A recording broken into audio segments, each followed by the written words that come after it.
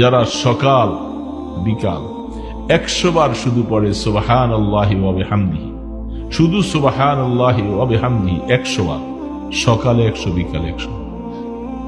রাহমাতুল্লাহ আলাইহি বুখারী riwayat আছে, আল্লাহ রাসূল বলেন তার গুনাহগুলি যদি সমুদ্রের ফেনা পরিমাণ হয় আল্লাহ মাফ করে দিবেন।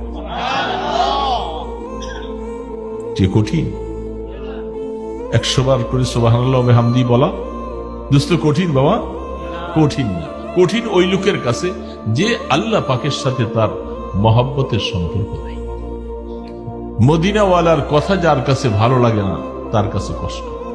নতুবা সে গাড়িতে বসে, রাস্তায় বসে, দোকানে বসে, মসজিদের বারান্দায় বসে পড়তে পারে সুবহানাল্লাহি ওয়া বিহামদিহি, সুবহানাল্লাহি ওয়া বিহামদিহি, সুবহানাল্লাহি ওয়া বিহামদিহি 100 বার। তো আল্লাহর হাবিব ফরমান, এত বড় পাল্লা, আসমান জমিনকে যদি পাল্লায় ওজন করতে চায় কোনো অসুবিধা নাই, এই পাল্লার কাছে আসমান জমিন তুচ্ছ মনে হবে। কত বড়! আল্লাহু আকবার। সেদিন ফেরেশতা নিযুক্ত থাকবে। সেই ফেরেশতার কথা তাফসীরে লেখছেন তিনি জিবরিল আলাইহিস সালাম। ওজন হওয়ার পরে যার নেকের পাল্লাটা একটু ভারী হবে সে সেদিন কামিয়াব। জিবরিল আলাইহিস সালাম এলান করবে, এই অমুকের পুত্র অমুক, এই হাসরের ময়দানবাসী শোনো, অমুকের ছেলে অমুক আজকা কামিয়াব, আজকা পাস, পরীক্ষায় পাস। সারা ময়দান হাসরের সবাই শুনবে।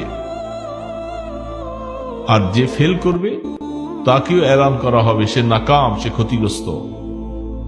এই কথাটা বলার সাথে সাথে ফেরেশতা আছে, সাথে সাথে জাহান্নামের হ্যান্ডকাপটা লেগে যাবে। ওই সময় আল্লাহ সুবহানাহু ওয়া তাআলা জাহান্নামের ঘোষণা, তার কোনো আর নেকামল নেই, বদের পাল্লা ভারী, কোনো নেকামল নেই। এমন সময় আল্লাহ পাক কত দয়ালু, কত মেহেরবান। দোস্ত শোনো আল্লাহ পাকের কথা, রাসূলের হাদিসের কথা। আল্লাহ পাক বলবো, গোলাম তোমার তো নেক আমল নেই কিছু,